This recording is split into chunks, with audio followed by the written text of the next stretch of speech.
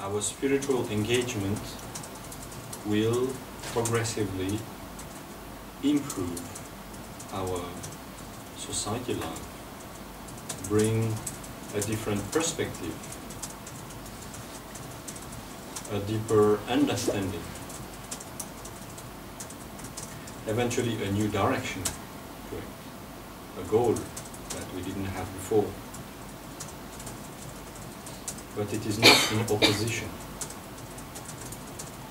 To be a good practitioner doesn't mean you abandon everything and go to live in a cave.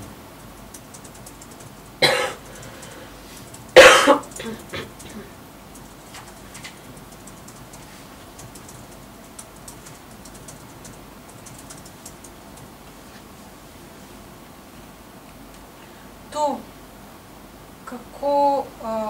koliko smo se pripravljeni posvetiti duhovni poti, pa ne pomeni, da moramo obrniti hrbet družbi, v kateri živimo. To je pogosta napaka ljudi, ki ločujejo med običajnim življenjem, družbenim življenjem in duhovnim življenjem. Med tema dvema ni nobenega nasprotja in ne bi ga smelo biti.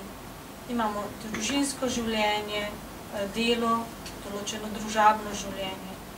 Ko stopimo na duhovno pot, ne pomeni, da moramo vse to opustiti, temveč pomeni, da bomo to spremenili.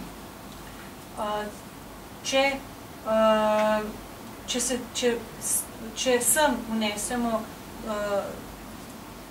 določeno nasprotje, je to napaka. Naša duhovna predanost, naše duhovno prizadevanje bo postopoma spremenilo naše družabno življenje. Prineslo bo drugačen zorni kot, drugačno razumevanje, cilj, ki ga prej nismo imeli. Nikakor pa ne bo tu nobenega nasprotja. Če želimo postati dober duhovni praktikant, nam ni treba vsega opustiti in oditi živeti v votlino.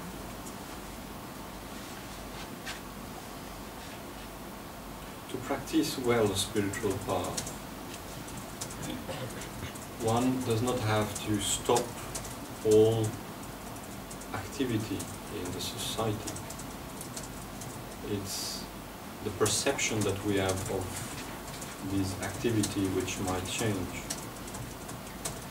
Of course, along the way we might understand that some of these activities are useless or are disturbing, thus can drop them. But it's not the society life that we drop, engaging in the spiritual path. It's just a different understanding that we have of it. Actually, our spiritual path, in many ways, increases our range of activity in the society life, because we have the understanding of how we can help the others in the best way. We have the wish to fight our laziness and engage as much as possible for the benefit of our spiritual realization and what it can bring to the others.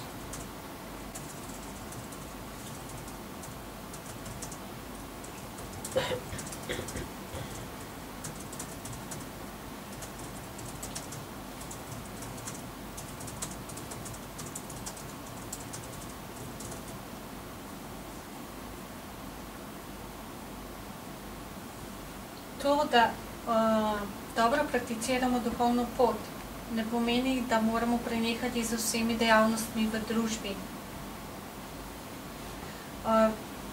Temveč se bo z duhovno potjo se bo spremenilo naše dojemanje teh aktivnosti. S časoma bomo mogoče spoznali, da so nekatere naše dejavnosti nekoristne ali moteče. zato jih bomo mogoče opustili. Toda ne bomo popolnoma obrnili hrbta družbi, temveč bomo imeli samo drugačno razumevanje. Pravzaprav se z duhovno potjo poveča obseg naših dejavnosti v življenju družbe, zato, ker vemo, kaj lahko storimo za druge, zato, ker prepoznavamo svojo lenobo in se zavedamo, da naša duhovna spoznanja lahko koristijo drugim. Sometimes the mistake done is to confuse our own laziness with our spiritual path, thinking, I will work less, I will do less things outside because I want to meditate more, because I want to work more on the peace of my mind. This can be done to a certain extent, but let's always keep in mind the sense of the middle way. Not too much, not too little. It is good to have a little time for our meditation, sure. But we should not just increase our laziness and disconnect from the society, from the work, from the various activities which can help the others, on the excuse of a spiritual path.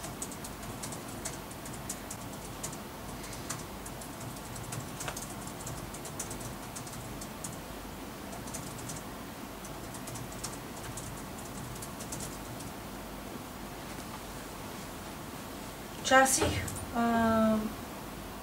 pomotoma svojo duhovno pot, včasih pomotoma svojo lenobo zamenjujemo za svojo duhovno pot in mislimo, da bomo delali manj, da bomo manj aktivni zunaj, zato ker želimo več meditirati, ker želimo bolj delati na umirjenosti svojega uma.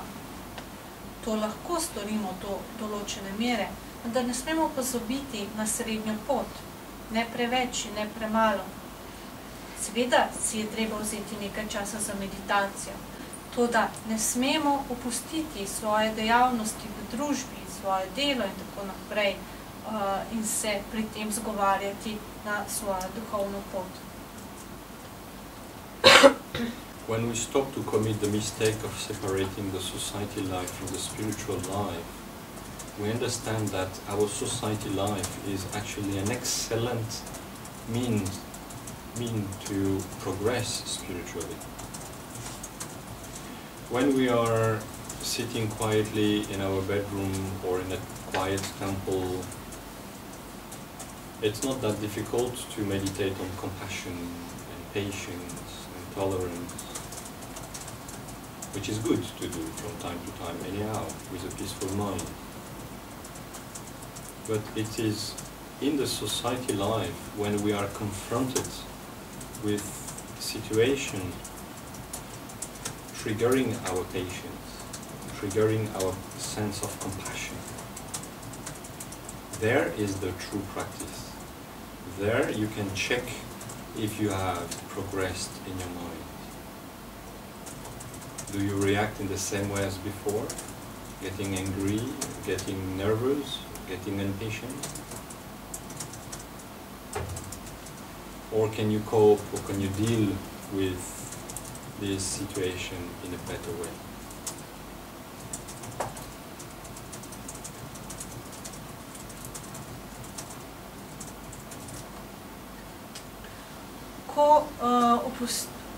Ko opustimo zmoto ločevanja družbenega življenja od duhovnega življenja, dojamemo, da je družbeno življenje odlična priložnost za duhovni napredek.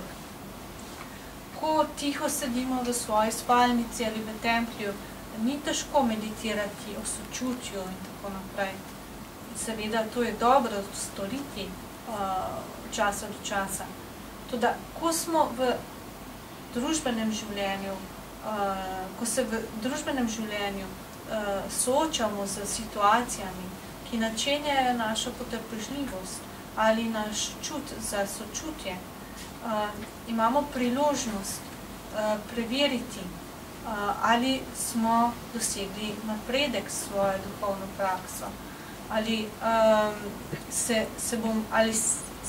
ali postanemo jezni, ali postanemo nepotrpežljivi, ali pa se lahko s temi situacijami spopademo bolje kot prej.